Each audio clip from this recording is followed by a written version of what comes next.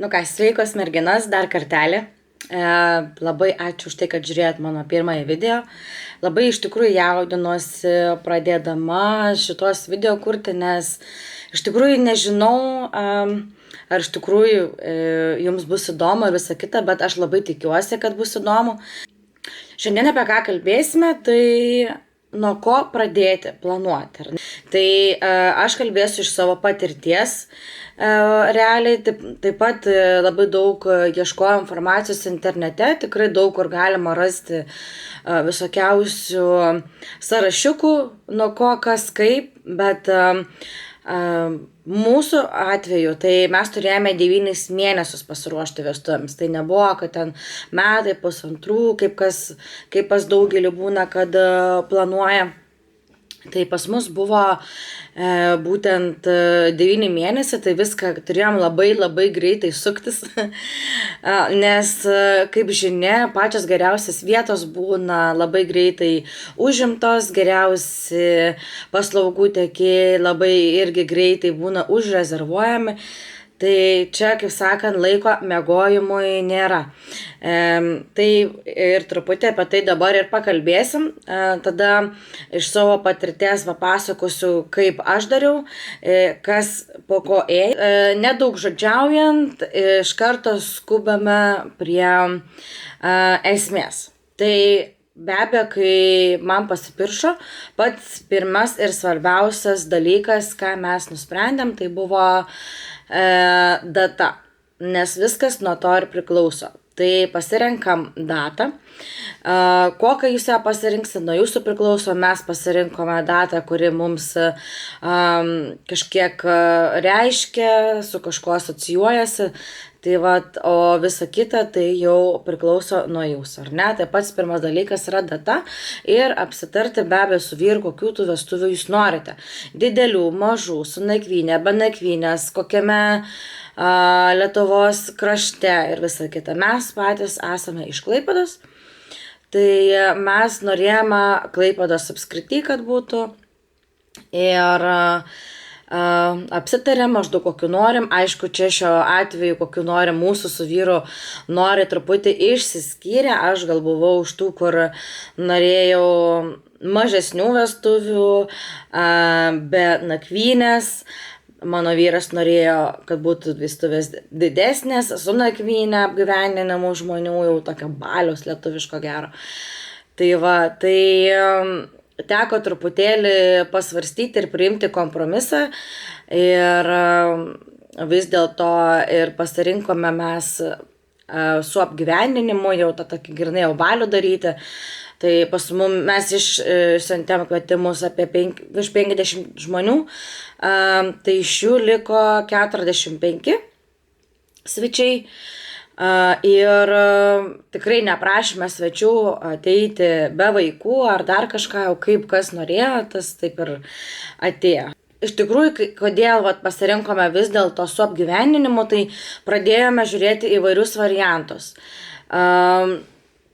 Būtent be apgyvendinimo, kur švęsti, kiek kas ir kainuotų, ir kokios galimybės. Ir iš tikrųjų tai pasvėrėm, kad vis tiek, tarkim, pasidarius kažkokią tai išvažiuojamąją ceremoniją. Man buvo labai svarbu, kad būtų graži ceremonija kažkur tai. Iš vis norėjau bažnyčiai, bet bažnyčiai mes dėja tuoktis negalėjom, nes aš neturiu dirmamonės, nei vyras dar komunės neturi. Tai ir dar jeigu jaunųjų kursus reiktų praeiti, per 9 mėnesius truputėlį sudėtinga, tai mes priėmėm kompromisą, kad darysim santuokos, kaip čia pasakyti, įžadų atnaujinimą kažkada, tai 5 ar 10 metų ir jau bus bažnyčiai. Tai per tą laiką jau neskubėdami susitvarkysim visus tos reikalus ir pasidarysim. Tai va, o toliau tai grįžtant prie pasirinkimų, tai iš tikrųjų gavosi taip, kad jeigu norisi gražesnės tos šventės, kad ir ceremonija kažkur kitur ir paskiau tą vakarienę daryti ar kažkokią tai įdomesnį variantą, vis tiek atsieina nepigiai ir taip mes pasvėrėm, kad kad vis dėlto darom su ta nakvynė, nes jo šeima iš Šiaulių, mano šeima iš Klaipėdos, tai truputėlį nesąžininga gautųsi svečių atveju, kad jo svečiai jau gautų tiesiog po šventės jau kažkur likti miegoti Klaipėdoje, jeigu tai būtų Klaipėdoje ta šventė, kur mes ir žiūrėjom, arba atvirkščiai, jeigu darytume Šiauliuose, tada jau mano šeima liktų miegoti tenais, tai būtų papildomos išlaidos jiems.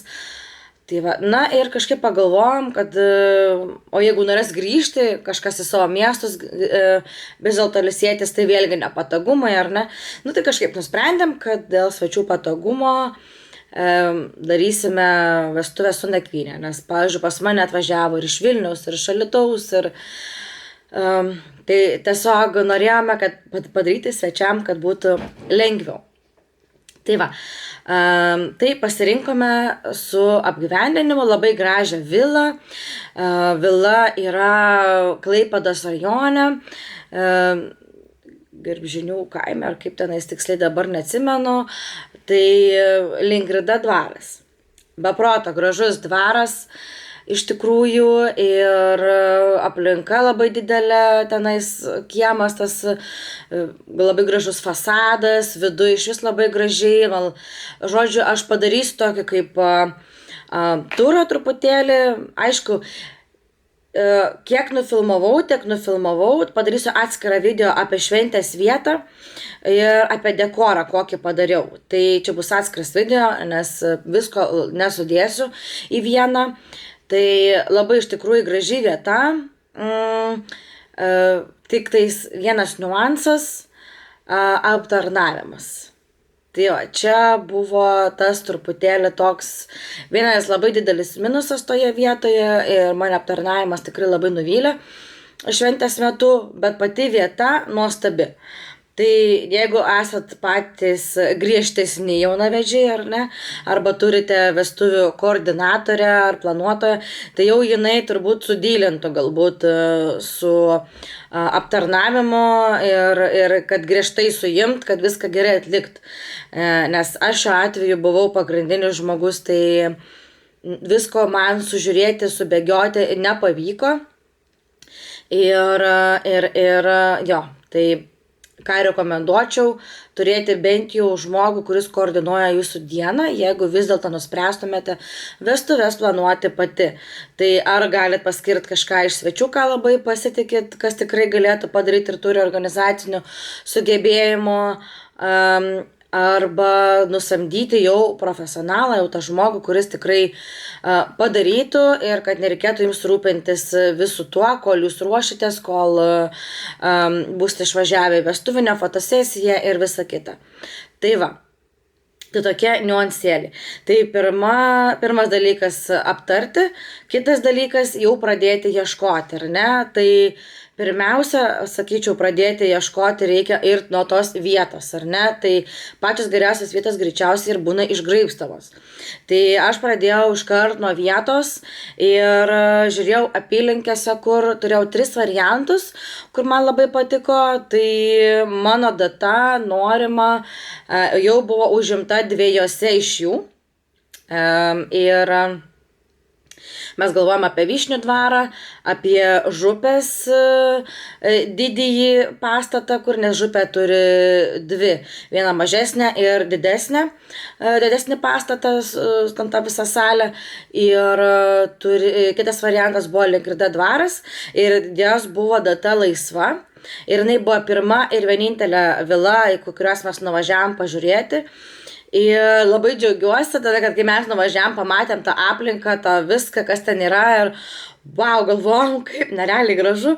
Ir iš tikrųjų labai patiko, tai net negalvodami iš karto pasirašėm sutartį, padavėm depozitą, tą avansą ir viskas, išvažiavom žiauriai patenkinti ir džiaugiamės, kad nereikėjo lakstyti aplinkui po 20 vietų, vienu žodžiu, tai labai patiko. Aš padariau tokį labai gerą researchą Numesiu linką, kur aš ieškojau visų vilų, nes tikrai praleidau nemažai laiko ir geriausias puslapis, kur aš ieškojau, dabar nebeprisiminsiu pavadinimą, bet aš būtinai įmesiu jums nuorodą ir video apačioj ir description'e. Tai galėsite tenais pasižiūrėti. Labai daug yra tenais ir vilų, ir atlikėjų, ir vedėjų, ir, žodžiu, viskas vienoje vietoje, kas ko ieškote. Tai man labai padėjo tas puslapis iš tikrųjų, būtent ieškant vietos, nes tenais buvo ir kainos nurodytos, ir nuotraukos, ir aprašymas, ir visa kita. Kur, pavyzdžiui, jeigu ieškai tiesiog Facebook'e, tai tenais tau numeta tas nuorodas, rekomendacijas, tada turi eiti, ieškoti, rašyti, tai užtrunka laiko. Tai mano paieška žymiai sumažėjo, kai aš tam puslapį apsilankiau ir susiradau pagrindinės tas kelias vietas, kur labiausiai krito į akį ir tada jau joms rašiau. Ir tariausi ir klausinėjau. Tai va. Toliau. Po šito, po vilos eina be abejo metrikacija. Tai jeigu jūs norite daryti išvažiuojamąją santuokos ceremoniją, galbūt ar jinai bus viloje, ar jinai bus kažkur kitur, ar jinai bus metrikacijai, tai aš manau, kad čia turėtų būti sekantis žingsnis, todėl kad jeigu jūsų data bus užimta, ar ne, o jūs jau būsit tam padavę ir depozitus ir visa kita, tai nelabai linksma bus, man atrodo, ar ne. Tai vos tik suradom vietą, kur nuvažiavom, padavėm tą depozitą, susižinojom, kokiai apylinkiai priklauso, tai mūsų buvo priklausę Gargžduose yra metrikacijos tas skyrius, tai Klaipėdos rajonui. Vienu žodžiu, jeigu Klaipėdos ribose santuokos ceremonija, tada į Klaipėdos zaksą turi metrikacijos skyrių kreiptis. O jeigu tai yra Klaipėdos rajone, tai į Gargždus. Tai va, tai susižinot datą, susižinot vietą, susižinot, ar yra metrikacijai laisva jūsų data, pasirenkate laiką. Aš norėjau asmeniškai 3 valandos, bet negavau, jau buvo užimta. Ir buvo tik tais 2 valanda ceremonijai, tai va, kaip yra svarbu viską pasidaryti laiko. Tai va, tai ir realiai tai buvo vienintelis likęs laikas, man atrodo, tą dieną, paskui buvo labai anksti ryte ir viskas, man atrodo, tai, anksti ryte tai tikrai norėjau būtinai, kad būtų po pietų. Tai va, tai susitvarkam šituos reikalus. Tenais mes tiesiog nuvažiavome į tos Gargždus, pasakėm, kad norim parašyti pareiškimus, davė užpildyti popierius, susimokėjome kortelę tenais, tiksliai dabar nepamenu kiek, apie 70 eurų, man atrodo, už tą išvažiuojamąją ceremoniją. Mūsų ceremonija buvo būtent vilos kiemelėje vidiniam, tai niekur važiuoti tenais mums nereikėjo važinėti kažkur toli. Viskas buvo vietoje, tai mes sumokėjom apie 70 eurų. Kai pateikėm pareiškimus, gavome specialius lapus, kur turėjo būtent tos vilos savininkė pasirašyti, kad suteikia leidimą santuokos ceremonijai. Tai visą tai turėjome nusiųsti jiems atgal elektroniniu paštu, jau pasirašytą, nuskenuotą dokumentą ir pasirinktus liudininkus, taip pat jų nusiųsti vardus ir pavardės. Tai va, bet čia realiai nebuvo labai skubus reikalas nusiųsti tos dokumentus. Svarbiausia, mes realiai nusiunčiau gal po pusmečio tik tais tos dokumentus. Nes visokie reikalai ir visa kita ir kažkaip pasimiršdavo, bet tą parašą gana greit pasiėmėm. Tai va, toliau, kitas dalykas eina, tai jau paslaugų tiekėjai.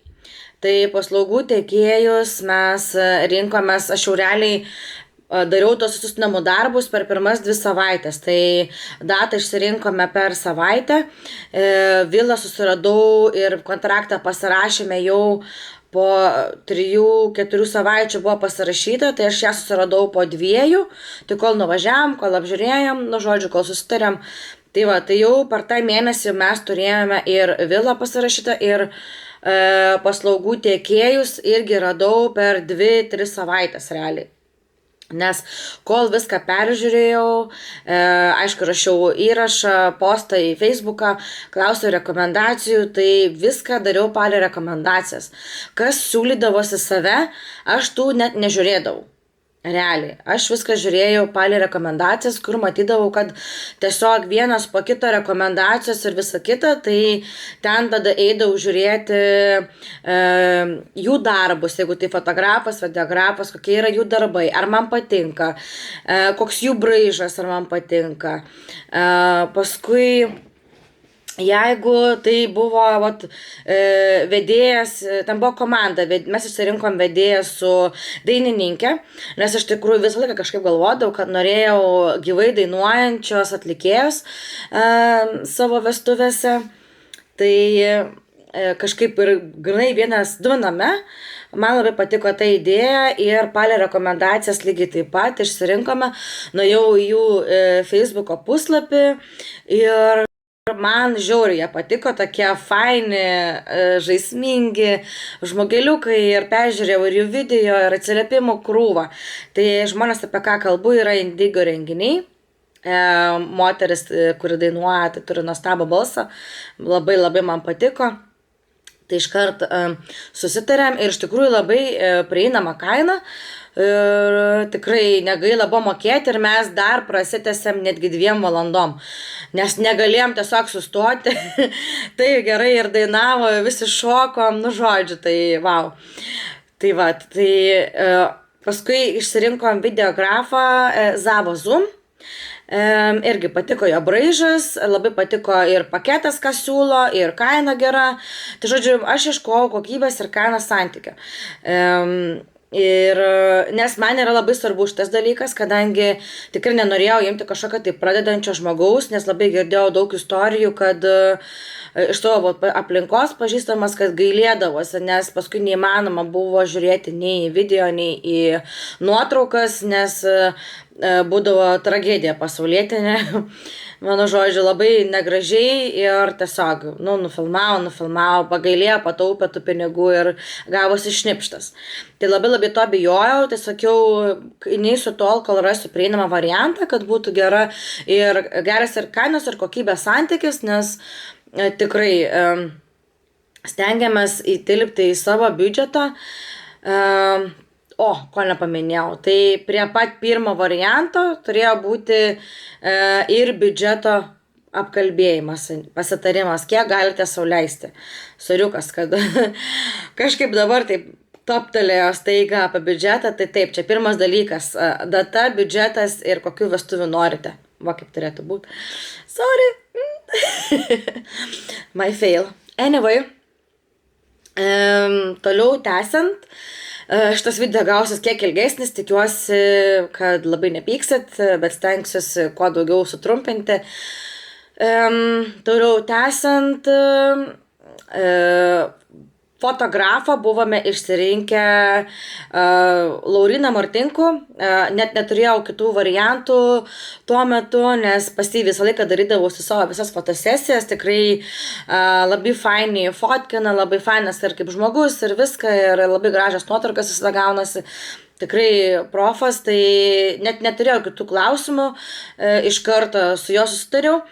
Bet dabar jau esu po vestuvių, tai galiu pasakyti tiek, kad truputėlį šoko įvarė mums, nes savaitę iki vestuvių mums pranešė, kad negalės fotografuoti jų, nes turėjo rankos traumą ir negali tokių ilgų fotosesijų išfotografuoti tuo metu.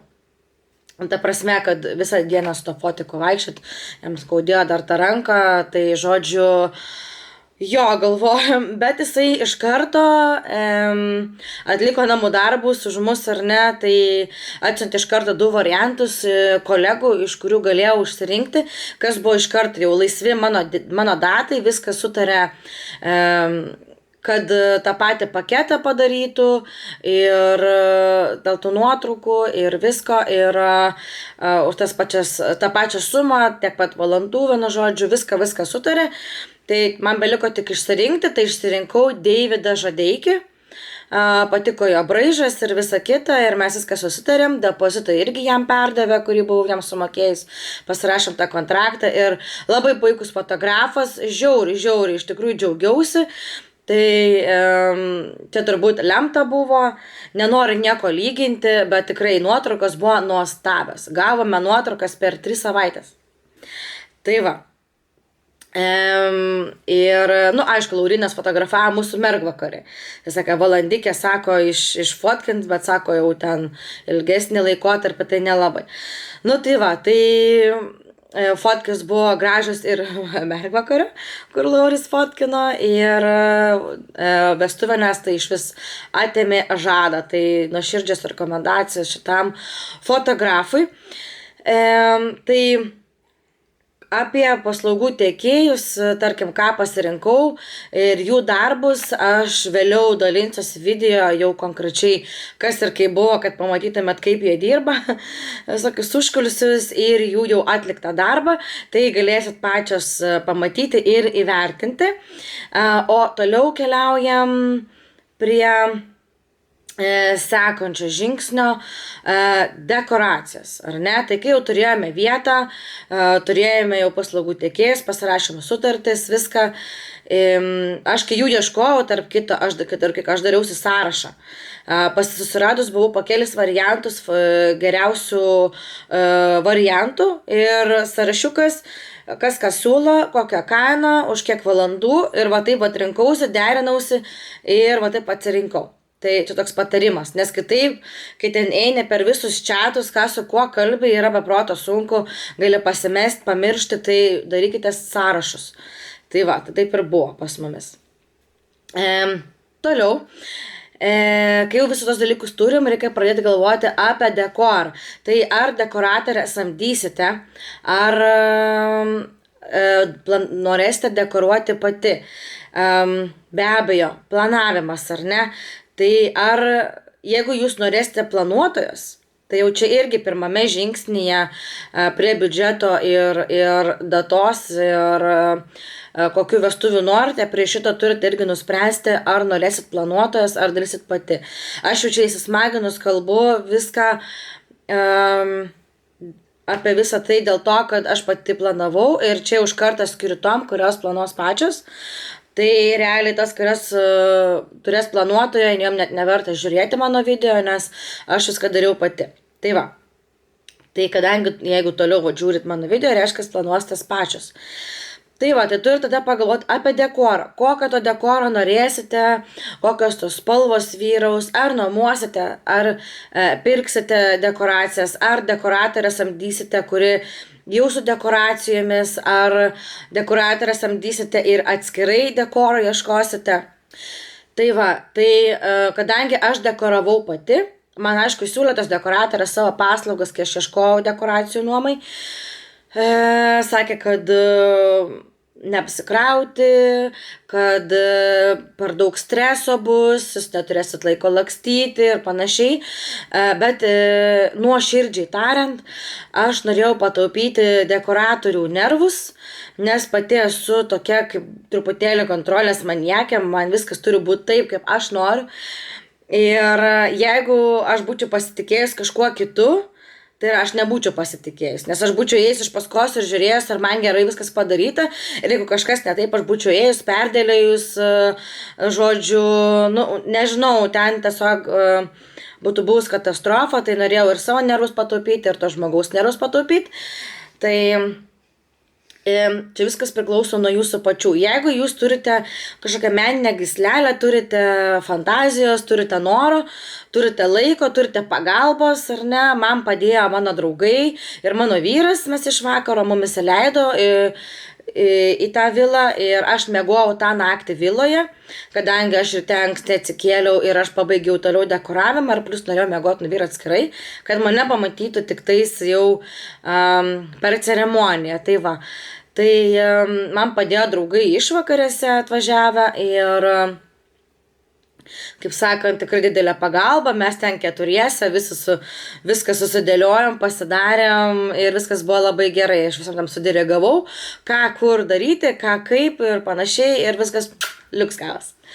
Tai va, Toliau tęsiant, aš pati dekoracijas pirkau, nes padariau irgi vėlgi gerą researchą, vėlgi pagal rekomendacijas visokias ir visą kitą, aš ten rašiau, klausinėjau. Tai realiai net nesvarščiau to varianto, kad imti su dekoratorė, tik tai žiūrėjau dekoro nuomą. Tai dekoro nuoma labai nustebino, nes kainos tikrai kosminės. Ten už kažkokias žvakidės vienas vienetas, ten, nežinau, 10 eurų, 7 eurai, ten dar kažką žiūrim, kokios ten dydžio. O jeigu man jų reikia, ten 30 vienetų, nu tai ta prasme beprotiškos kainos. Arba man reikia didelio kiekio tam tikrų žvakių ir žiūriu, neturi. Turi po tam tikros rūšės žvakių, ten 5 vienetai, 7 vienetai, 4 vienetai, nu 10 vienetų.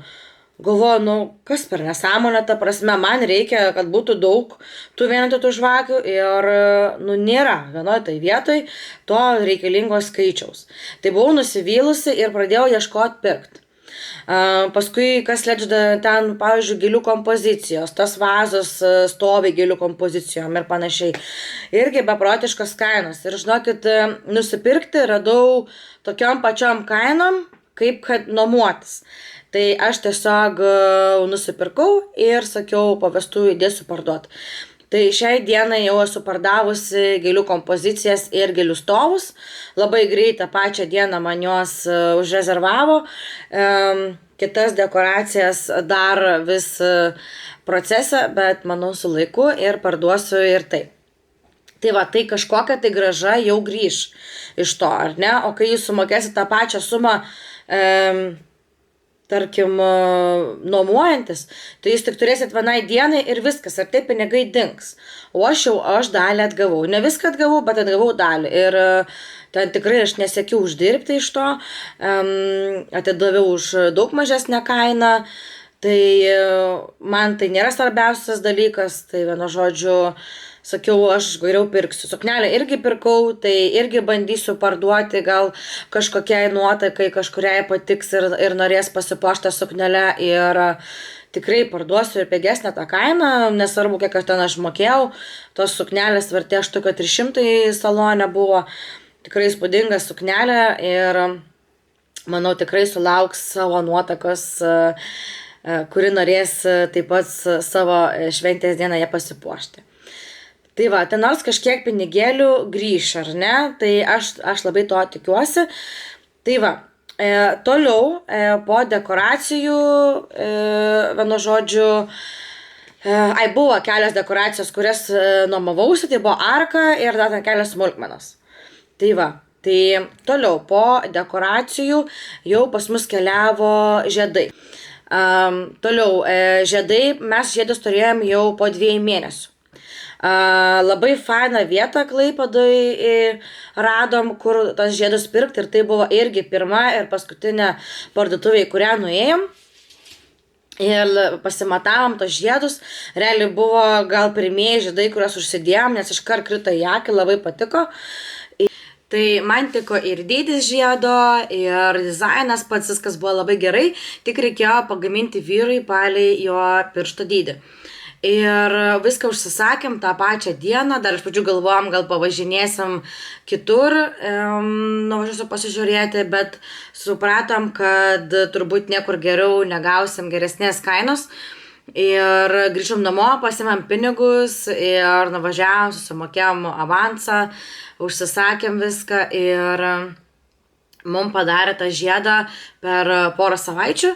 Tai mes jau atsiėmėm po mėnesio nuo nuėjimo, nes buvo tų reikalų, nu ir neskubėjom kažkaip nueiti pasiimti. Tai va, tai kodėl sakau, kad niekur negausim geresnės kainos, nes mums suteikė tam tikrą nuolaidą, kam aktualu, parašykit man asmeniškai ir papasakosiu, dėl ko mes gavom labai gerą kainą. Plius aš turėjau dar savo aukso. Tai praktiškai mano žiedas kompensavosi, mano žiedo kaina kompensavosi, nes surinkau jau nebenaudojamą auksą, tai ir dėl to labai gerai mums ir gavosi.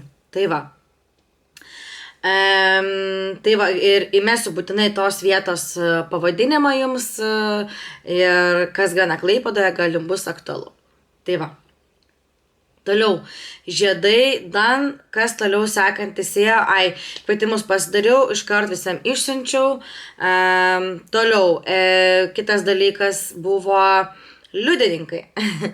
Tai liudininkams išsiuntėm kvietimą, mūsų liudininkai gyveno Anglijai, tai mes norėjom ypatingai pakviesti, tai kadangi mano vyro, tai mes pasirinkom mano vyro seserį su vyru ir kaip tik jo mama keliavo tuo metu pas juos aplankyti, tai įdėjom jiems užsakytą dovaną, kad nuvežtų ir paprašėm, kad paskambintų per video skambutį ir atidarytų prie mūsų. Norėjom pamatyti jų reakcijas ir visą kitą ir išgirsti tą jų atsakymą. Tai užsakėm tam tikrą tokią kaip dovaną, vienu žodžiu, ir patys turėjo išspręsti tam tikrą rebusą, kad pamatytų tą klausimą. Tai irgi galėsiu pasidalinti, darysiu atskirą video apie dovanas, nes vėliau užsakėme ir šiaip dovanas ten tėvams ir liudininkams, tai darysiu atskirą video, tai noriu dabar greitai pabaigti su tuo, kas liko, nes labai ilgai užsitęsė video, tikiuosi jums neprailgo. Tai va, tai toliau, tai aišku pakvietėm liudininkus, nes jos paskui reikėjo paminėti laiške, kai siuntėm metrikaciją. Toliau keliavo mano suknelės eilė, tai suknelę nusipirkau 4 mėnesius iki vestuvių. Tai, kaip jau minėjau, žadėjau ją siūtis iš pradžių, tai dėl to taip anksti pradėjau jos ieškoti. Nu, koks tas anksti, kiti turbūt nusiperka ir metus prieš ar pusmetį prieš, bet aš dar tikėjausi numesti kažkiek kilogramų papildomo. Bet dėja, nu kaip, kažkiek pavyko numesti, bet po vestuvių labai greit viskas grįžo atgal. Dėja, nu, sad reality. Tai vat, nenukrystam nuo temos, kaip sakant, ir jo, tai ėjau tiesiog ieškoti tos suknelės, pasimatuoti, norėjau pajausti tą visą matavimąsi, kaip viskas vyksta, koks tas jausmas, kai tu matuojasi. Tai nuvykau į 6 salonus, atsiprašau, į 5 salonus, bet į vieną buvau netgi 2 kartus. Tai ir tam, kurį nuvažiavau 2 kartą, tenai išsirinkau savo tą suknelę. Tai va, tai norėjau tokiu metu pasižiūrėti, kad jeigu aš nerasčiau suknelės norimos, kad aš spėčiau dar pasisiūt per tos 4 mėnesius, nes pagalvojau, kad tada jeigu jau siūčiausi, tai tada samdyčiausi dar kažkokią tai siuvėją, kad mes dviese bats ir pasidarom. Tai va, bet neprireikė to, ačiū Dievui, suknelė nuostabi ir tikrai kiek visiems patiko, kokio komplimento sulaukiau, tai ne tas žodis. Ta prasme, tikrai jaučiausi pati gražiausia, o kiekviena nuotaka ir turi taip jaustis. Ir paskui jau ėjo dekoracijų eilė, ką aš jau gavau užsakytus, tai turėjau padaryti stalo korteles, turėjau padaryti specialius informacinės tokias korteles, kas kur sėdi ir miega, tai visi šitie dalykai ėjo. Stalo numeriukai. Tai stalo numeriukai buvo pirmieji, kuriuos pradėjau daryti, nes ten klijavau padeimantuką, užsisakiau tiesiog numerius išpjaustytus ir aš norėjau juos deimantukas klijuoti. Nes neradau tokių pirkti, nežinau, tokių, kokių aš norėjau, konkrečiai neradau. Tai aš tiesiog užsisakiau deimantukų tų akučių stiklinių, deimantukais vadinu, kur labai gražiai žėri, ir aš juos visus apklijavau tais deimantukais. Tai čia ilgiausiai užtruko šitas reikalas. Tai va, toliau, kai jau žinojau tikslų skaičių žmonių, kas atvyks į mūsų vestuves, tada pradėjau daryti stalo korteles. Po stalo kortelių ėjo tos kortelės informacinės, aišku, jos iš tikrųjų ėjo lygiai greičiai su mano tom vardų kortelėm, mano vyras padėjo jas daryti, nes aš realiai per daug vėlai pasilikau visus tos darbus pasidaryti, tikėjausi, kad gausis greičiau, bet dėja nusivėlinau ir jisai man gavo padėti, tai va, tai šituos padariau ir tada, kas jau liko visi kiti tai dalykai, tiesiog prieš pat vestuves, tai tik pasidekoruoti šventės vietą, plaukus nusidažyti, nes atsiauginėjau pusę metų plaukus, kad galėčiau pasidaryti AirTouch dažymo, tai va, tai jau tokios kitos tokios smulkmenėlės, aišku, liko sporto salė, primatavimas paskutinis suknelės, ten visokie tokie kiti smulkus dalykai. Tai va, aišku, susėdimas, pats planas padaryti, kur žmonės sėdės ir kur miegos. Tai irgi, tą dariau gal mėnesį iki vestuvių. Pradėjau daryti ir kol viską susižymėjau, kol ką, ir paskui pasidariau normalius planus jau per kompiuterį, kad galėčiau nusiųsti į šventės vietą savininkiai, kad tos stalus ten jinai sustumdytų, kaip ten reikės.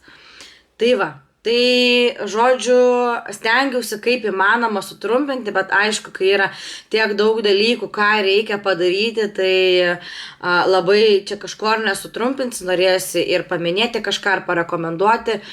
Viską, ką dabar padariau, pasisakiau, aš darysiu atskirius video konkrečiai, kad parodyti, kas, kaip ir ką jau, ta prasme, sukonkretintai. Tai va. Išskirstusi viską, kaip priklauso, jau sekančius video. Tai kol kas tiek, aš labai tikiuosi, kad kažkam buvo naudinga, aktualu, jeigu kažką praleidau, parašykit, pakomentuokit, kas galbūt svarbaus dar gali būti tom mūsų būsimom nuotaikom, galbūt kažkurios jau susituokusios ir galit kažkokių įžvalgų dar duoti, tai mestelkit komentarus, nes vis tiek gal kažkam irgi padės. Aš viską sakau už savo patirties.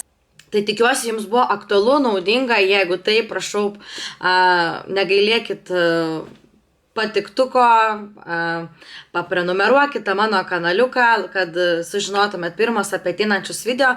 Dabar stengsiuosi įmesti kuo dažniau, bent po porą video į savaitę. Tikiuosi, kad neprailgs laukti ir kad lauksite tu mano video. Tai va, labai jums ačiū, kad žiūrite ir man jūsų palaikymas be proto yra svarbus. Tai va, tai gražaus švenčių laukimo, lengvo planavimo, nestresuokit ir siunčiu visoms bučkius ir iki sekančio video.